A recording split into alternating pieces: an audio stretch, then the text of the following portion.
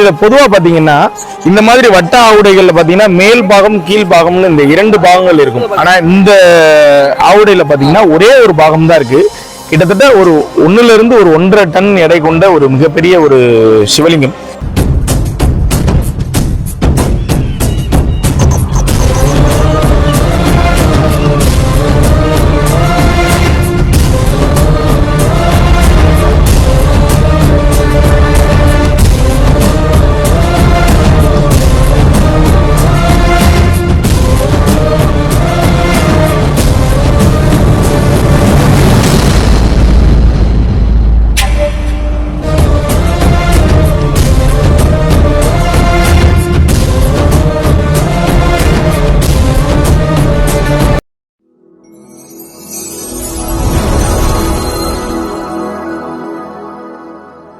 வணக்கம் மக்களே.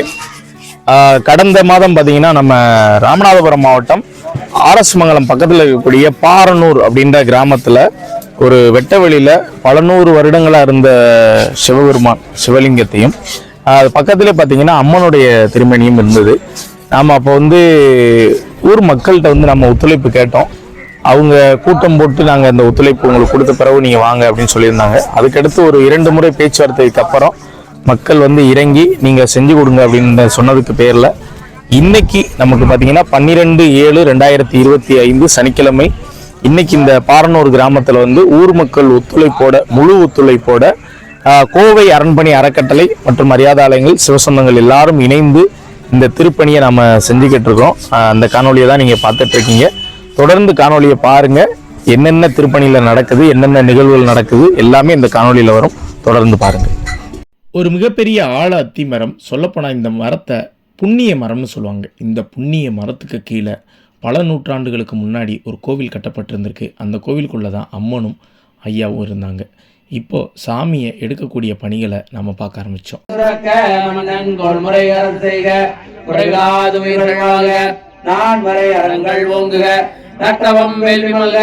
மேன்மைகள் சைவ நீதி விளங்குக உலகமெல்லாம். மேன்மைகள் சைவ நீதி விளங்குக உலகமெல்லாம். நானுடைய சிவனே போற்றி, எந்நாட்டவர்க்கும் இறைவா போற்றி. எல்லா பிழையும் கருகாப்பிழையும் கசிந்துருகி நில்லா பிழையும். பல நூற்றாண்டுகளாக மண்ணில் பாதி புதைந்த நிலையில் இருந்த அந்த சிவலிங்கத்தையும் அது பக்கத்தில் இருந்த அம்மனையும் தோன்றக்கூடிய வேலைகளை ஐயா சிவநாயனார் ஐயா அந்த பணிகளை செய்ய ஆரம்பித்தார். முழுவதும் தோன்றதுக்கு கொஞ்சம் சிரமமாக தான் இருந்துச்சு. ஏன்னா அந்த எண்ணெய் காப்பு அதிகமாக படிஞ்சிருந்ததுனால நம்மளால் தோண்ட முடியல. அதுக்காக நம்ம என்ன செஞ்சோன்னா முதல்ல அம்மனை தோண்டி எடுத்தோம். அது பக்கத்தில் இருக்கக்கூடிய அந்த மஞ்சனத்தி மரத்தில் தான் அம்மன் வாசம் செஞ்சதாக ஐயம் சொன்னாங்க. அதனால் அந்த மஞ்சனத்தி மரத்தை பக்கத்தில் இருந்த அம்மனை பதியங்கள் படித்து முதல்ல வெளியில் எடுத்தோம். அம்மனை எடுத்து கொண்டு போய் அது பக்கத்திலே இருக்கிற ஒரு இடத்துல போய் நம்ம வச்சோம். அந்நேரம் ஊர் மக்கள் எல்லாருமே அம்மனை ரொம்பவும் ஆர்வமாக ரொம்பவும் அதிசயமாக பார்த்தாங்க. ஏன்னா இவ்வளோ பெரிய அம்மன் மண்ணில் பாதி புதைந்த நிலையில் இருந்ததுனால அம்மனை எல்லாருமே பார்த்து ரொம்பவே ரசித்தாங்க. பிறகு ஐயா கொஞ்சம் கொஞ்சமாக சிவபெருமானை அந்த தோண்டி எடுக்கக்கூடிய பணிகளில் ஈடுபட்டார். மேலே முழுவதும் பார்த்திங்கன்னா நான் சொன்ன மாதிரியான அந்த எண்ணெய் படிமங்கள் அந்த சிக்கு மட்டும்தான் இருந்துச்சு. நம்மளால் முடிந்த அளவு தோண்டி எடுத்தோம். பாருங்கள் நீங்களே எந்த அளவுக்கு சாமி உள்ளே அந்த மண்ணுக்குள்ளே புதைந்து இருக்காருன்னு பாருங்கள். முடிந்த அளவு தோண்டி எடுத்தோம். முடியாத பட்சத்தில் ஜேசிபியை வர வச்சு சாமியை எப்படியாவது தூக்கலாம் அப்படின்னு ஒரு முடிவு பண்ணணும். இறுதியாக ஜேசிபியோட பக்கெட்டில் சாமியை வச்சு நம்மளால் முடிந்த வரவு கீழே தள்ளணும். அப்போ சாமி பார்த்திங்கன்னா நமக்கு எந்த வித ஒரு இடையூறும் கொடுக்காம அவராக அந்த மண்ணுக்குள்ளேருந்து வெளியில் வந்தார். இந்த காட்சியை ஊர் மக்கள் எல்லாரும் பார்த்து ரசித்தாங்க. எங்களுக்கெல்லாம் ரொம்பவுமே பெரிய ஆச்சரியம் ஒன்று காத்திருந்துச்சு.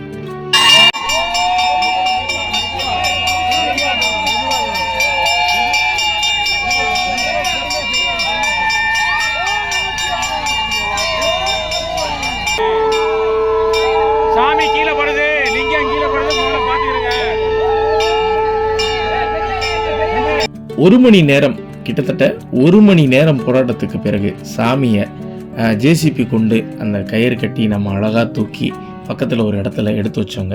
அந்நேரம் அந்த ஊர் மக்களில் நிறைய பேர் பார்த்திங்கன்னா சாமி அருள் ஆடக்கூடிய அந்த காட்சியையும் நாங்கள் பார்த்தோம்.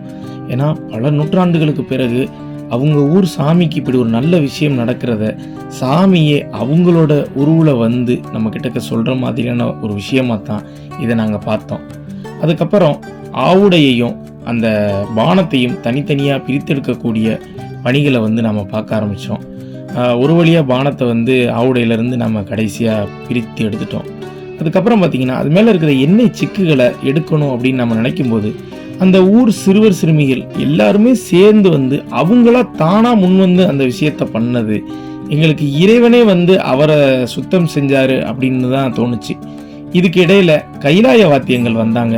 அவங்க வாசிச்சதை நீங்களே கேளுங்க.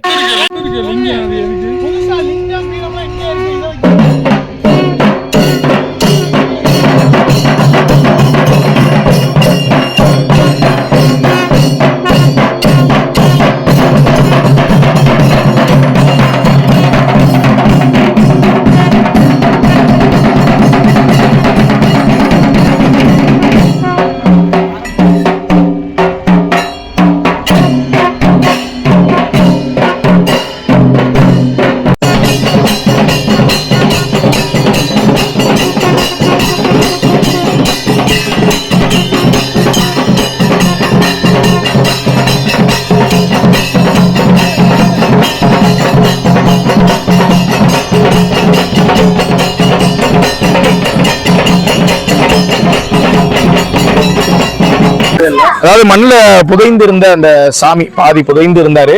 அதை ஒரு கஷ்டப்பட்டு சிவசொந்தங்கள் உதவியோட ஜேசிபி வாகனத்தை வைத்து அந்த சாமியை இப்ப எடுத்த காட்சியை நீங்க பார்த்திருப்பீங்க.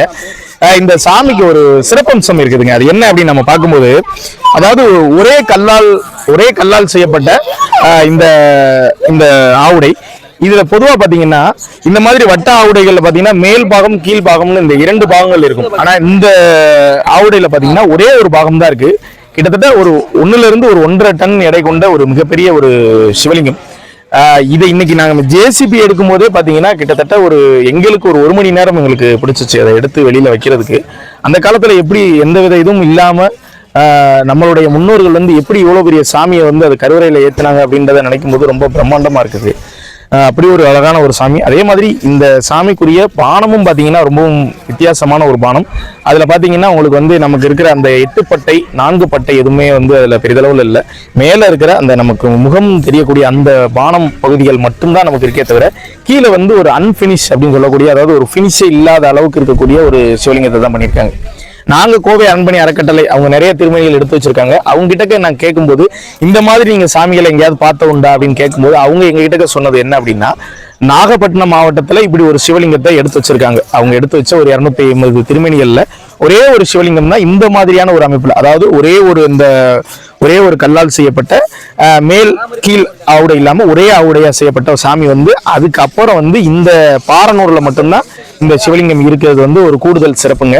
அதனால ரொம்பவும் ஒரு சிறப்பம்சம் மிக்க இந்த சாமி இப்போ கட்டம் கட்டக்கூடிய பணி, அந்த பீடம் கட்டக்கூடிய பணி நடந்துகிட்டு இருக்குது. இது முடிச்சோன்னே சாமி வந்து பீடத்தில் ஏற்றக்கூடிய காட்சியும் நீங்க தொடர்ந்து பார்ப்பீங்க. சாமிக்கும் நந்தியம்பெருமானுக்கும் அம்மனுக்கும் பீடம் கட்டக்கூடிய பணி தொடர்ந்து நடைபெற்றது.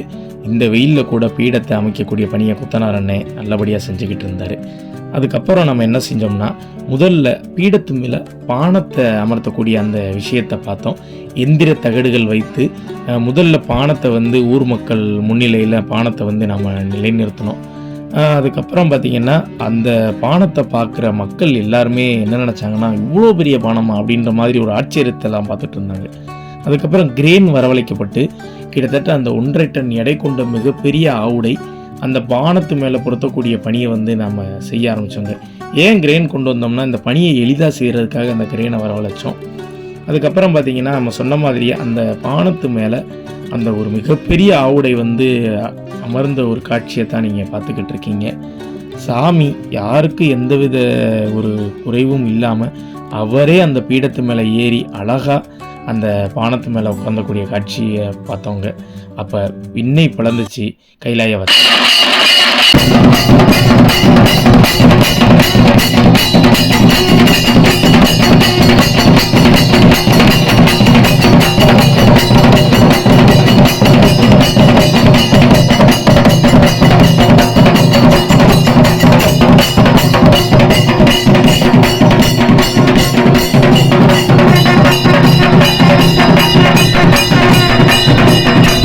ஊரில் இருக்கிற பெண்கள் எல்லாருமே சாமிக்காக தீர்த்த குடம் வந்து எடுத்தாங்க. இதில் சின்னவங்கள்லேருந்து பெரியவங்க வரைக்கும் எல்லாருமே கலந்துக்கிட்டது ரொம்பவும் சிறப்பான ஒரு விஷயமா பார்க்கப்பட்டது. அவங்க எல்லாரையுமே கைலாய வாத்தியத்தோட வழிநடத்தி நாம் கோவிலுக்கு அழைத்துட்டு போனது மற்றொரு சிறப்பம்சம்.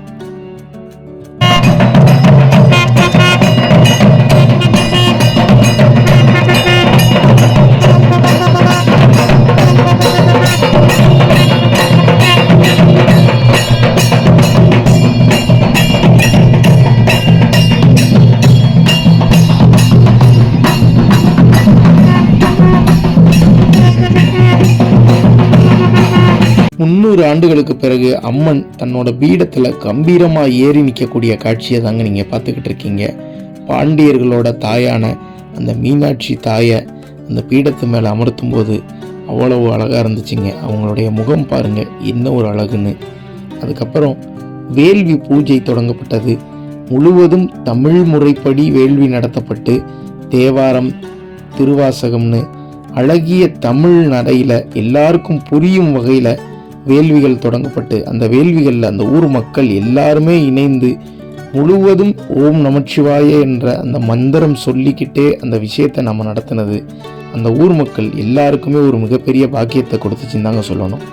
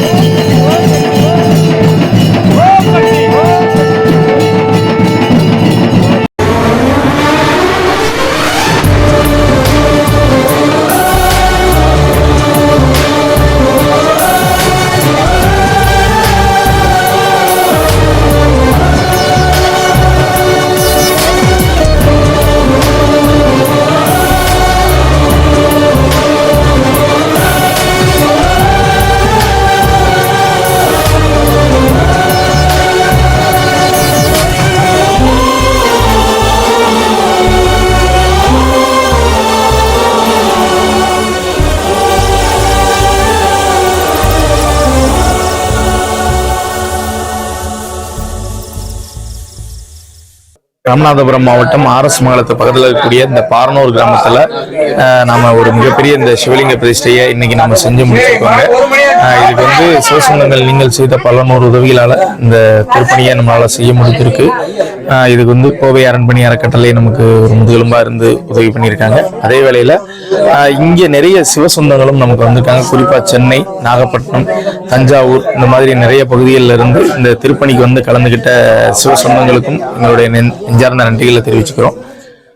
அதே வேளையில முக்கியமா ஒருத்தங்களுக்கு நன்றி சொல்லணும் அப்படின்னா நம்ம உத்தரவாச மங்கையில் இருக்கக்கூடிய கைலாய வாத்திய குழு அவங்களுக்கு தான் நன்றி சொல்லணும். ஏன்னா நாம ஒரு அழைப்பு கொடுத்தோம். அந்த அழைப்பின் பேர்ல காலையில 9 மணிக்கு இங்க வந்தவங்க இப்ப மணி பார்த்தீங்கன்னா கிட்டத்தட்ட ஒரு 1:30 மணி ஆயிப்போச்சு. இந்த இரவு வேளையிலையும் நைட்டு முழுக்க கைலாய வாத்தியங்கள் வாசிச்சு மக்களையும் சிவபெருமானையும் மகிழ்விச்சாங்க அப்படின்றதான் நம்ம சொல்லணும். அதனால அவங்களுக்கும் எங்களோட நெஞ்சார்ந்த நன்றிகள்.